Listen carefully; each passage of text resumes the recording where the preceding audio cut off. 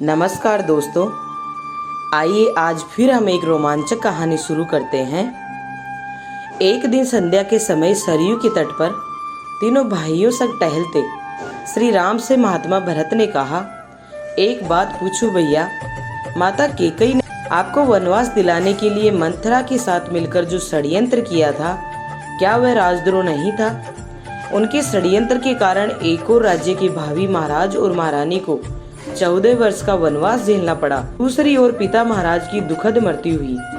ऐसे षड्यंत्र के लिए सामान्य नियमों के अनुसार तो मृत्यु दंड दिया जाता है, फिर आपने माता कैकेयी को दंड क्यों नहीं दिया? राम मुस्कुराए, बोले, जानते हो भरत, किसी कुल में एक चरित्रवान और धर्मपरायण पुत्र जन्म ले तो उसका जीवन उसके असंख्य पीढ़ी के पितरों के अपराधों का प्रायश्चित कर देता है। जिस माँ ने तुम जैसे महात्मा को जन्म दिया हो, उसे दंड कैसे दिया जा सकता है भरत? भरत संतुष्ट नहीं हुए, कहा, यह तो मोह माया है भैया, और राजा का दंड विधान मोह से मुक्त होता है। उत्तर दीजिए कि आपने माता को दंड क्यों नहीं दिया?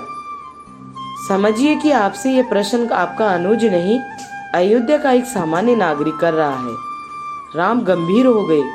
कुछ क्षण के मौन के बाद कहा, अपने सगे संबंधियों के किसी अपराध पर कोई दंड न देना ही इस सृष्टि का कठोरतम दंड है भरत। माता कैकेयी ने अपनी एक भूल का बड़ा कठोर दंड भोगा है।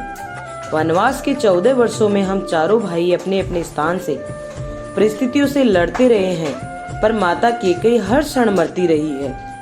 अपनी एक भूल के कारण उन्होंने अपना पति खोया, अपने 4 बेटे खोए, अपना समस्त सुख खोया, फिर भी वे उस अपराध बोध से कभी मुक्त न हो सकी।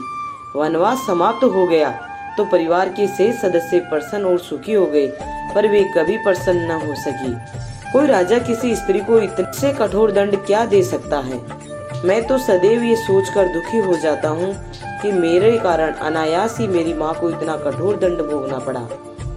राम के नेत्रों में जल उतर आया था और भरत आदि भाई मौन हो गए थे। राम ने फिर कहा, और उनकी भूल को अपराध समझना ही क्यों भरत? यदि मेरा वनवास न हुआ होता तो संसार भरत और लक्ष्मण जैसे भाइयों के अतुल्य भ्रात प्रेम को कैसे देख पाता?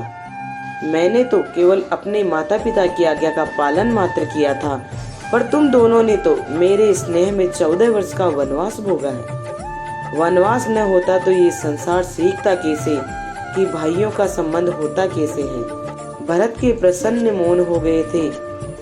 वे अनायास ही बड़े भाई से लिपट गए। तो देखा आपने कैसे भरत और लक्ष्मण जैसे भाइयों का प्रेम आज भी संसार में हमें एक प्रेरणा देता है कि भाई भाई का प्रेम सबसे अटूट होता है और भाइयों का प्रेम कभी भी छल कपट और धोखे वाला नहीं हो सकता है।